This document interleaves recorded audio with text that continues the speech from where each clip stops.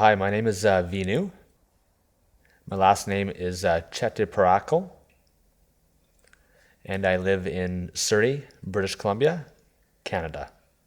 And I work as a CDD, as an analyst for CMB, and that's at the Langley office.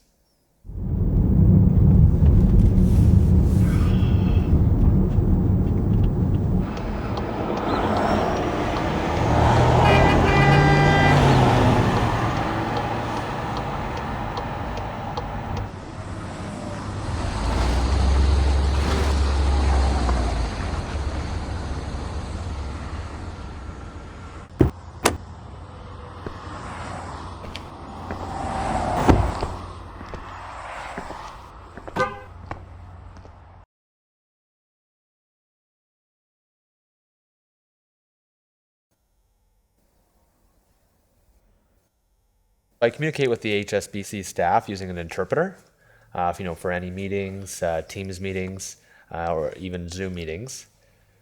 If it's a one-on-one meeting, then I can write back and forth using a pen and paper, or using technology, using computer or messaging.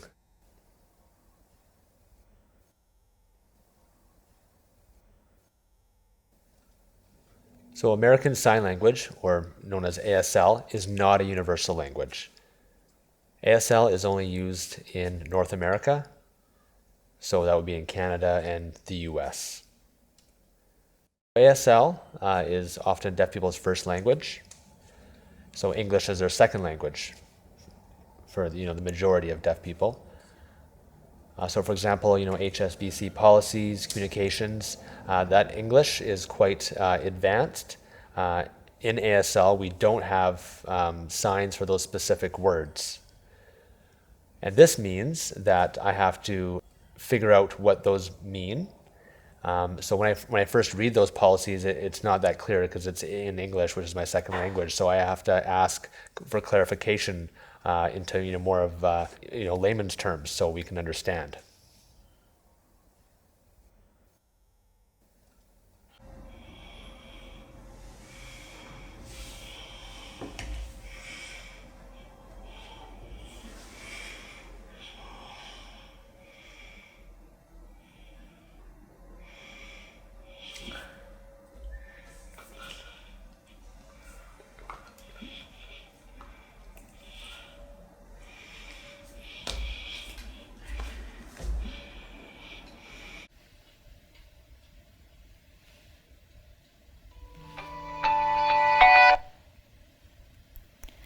Hello, Bessie speaking.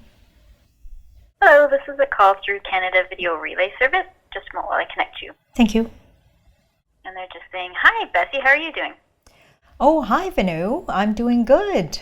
Just a bit tired. It's been a very long week. You? Good. Yeah, I'm doing quite well. The weather today is beautiful, so that's been great. I was just curious how your ASL course is going so far. How are you feeling about it? It's going good, I guess, but I'm not entirely happy with the progress. But it could just be me being so hard on myself. Oh, yeah. You know what? Why don't you come over to my house? And then you can practice some of your ASL, and I can provide some pizza for us. Maybe sometime today? That sounds fantastic. I mean, I'm free. I can be there in about 30 minutes. Okay, sounds good. I'll place the order now, and hopefully that'll get here pretty soon. I'll see you soon. Great. Bye, Vinu. Bye.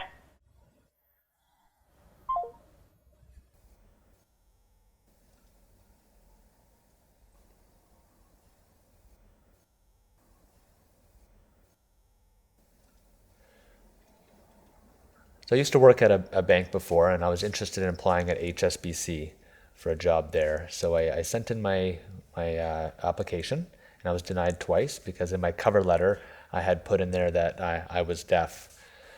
So then I contacted the diversity department at HSBC through a friend that worked there, and they were able to get me in to apply for a job and send my resume in.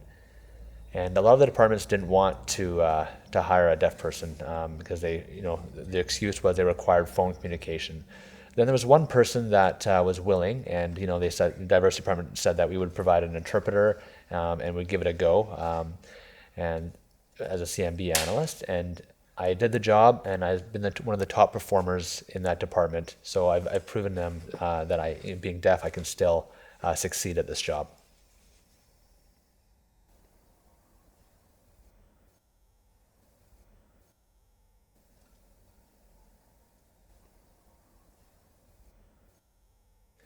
Some staff are not comfortable writing back and forth because it takes, extended amount of time.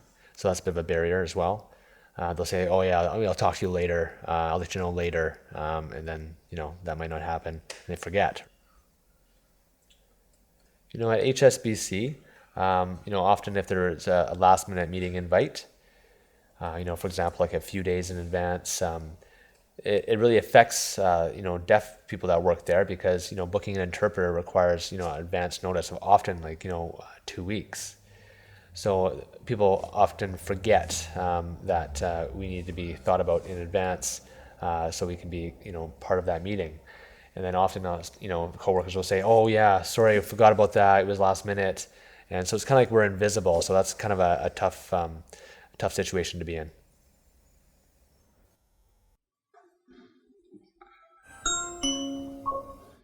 Someone is at the Ring doorbell.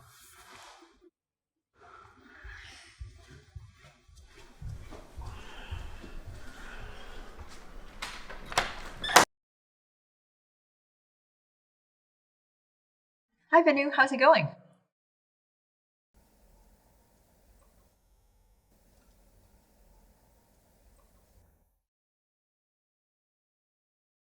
When deaf people, when we show up to social events, there's not a lot of effort from other staff to chat with us because they don't want to have to get the paper and pen or to communicate or use their phones. They'd rather just leave that, and so often we're left out and just kind of on our own. If there's an interpreter there, it's great. We can have a chat with people, but if there's no interpreter, then it's just a lot more difficult for the coworkers. There's not a lot of effort to communicate with us.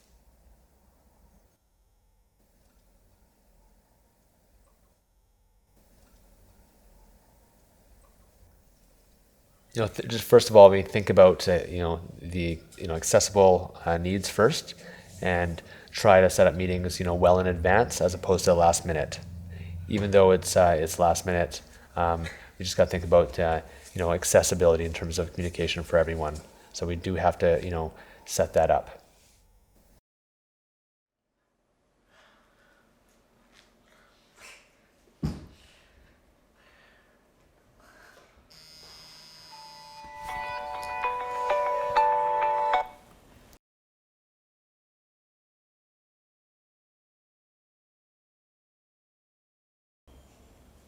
Yeah, okay, about that, yeah. About the deadline, I think. Okay. Right, okay. Okay, all right, thank you, bye-bye. So that was my boss calling, just asked that I would need about a month's time.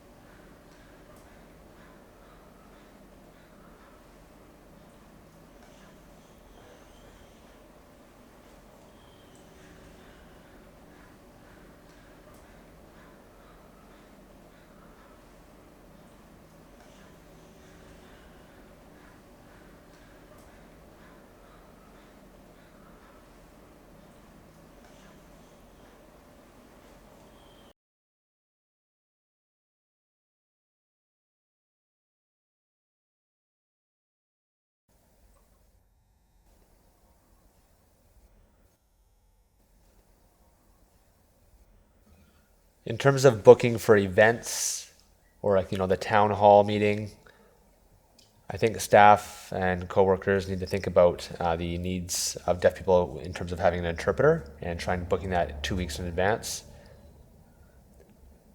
Also, with the clients and coworkers, in terms of communication, it's best to have a piece of paper and pen just ready to go on your desk, or even just being able to use your phone to communicate.